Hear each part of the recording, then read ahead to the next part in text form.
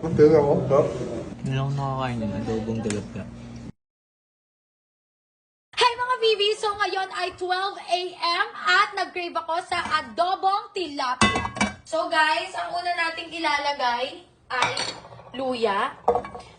So yung iba hindi naglalagay ng bawang dito pero ako gusto ko may bawang. So sobrang simple lang nito guys. Para lang siyang inadobong baboy. Ganun na ganun. Kaya nga lang iniban to, hindi mo haluin kasi madudurog. So after nyan mga Vivis, lalagyan mo na siya ng toyo. Lalagyan mo ngayon ng suka.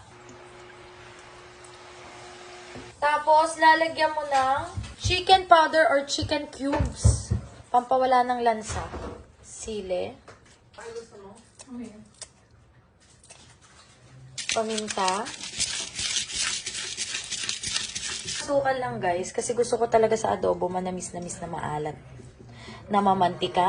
Appear tayo sa mga kagaya ko. So, lalagyan natin ng onting mantika.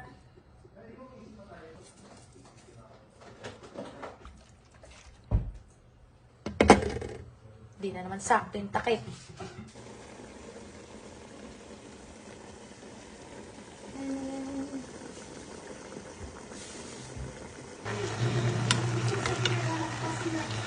Wala.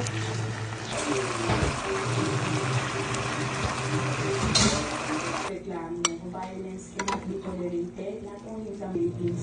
1,081 cases na ito, from mga 8 crimes against the person.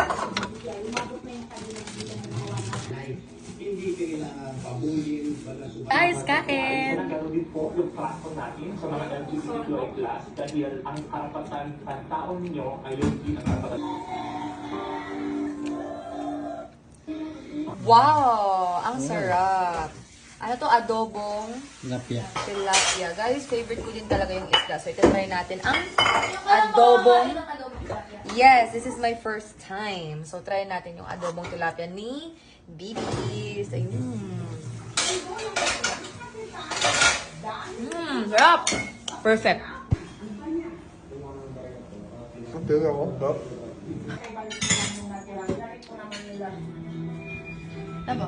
Ngunit nung dumating na si Ka, Sabi niya po sa amin na pagbulit ito namin, papel. tapos binalot na po. Sarap. Tinutuhanan niya naman. Sarap, lab. Kain. Sarap. Di ba sa akin mo lang sa akin mo lang natikman yung adobong tilapia? Ano? Dalawa ba? Dap, Dap. Oh? Ha?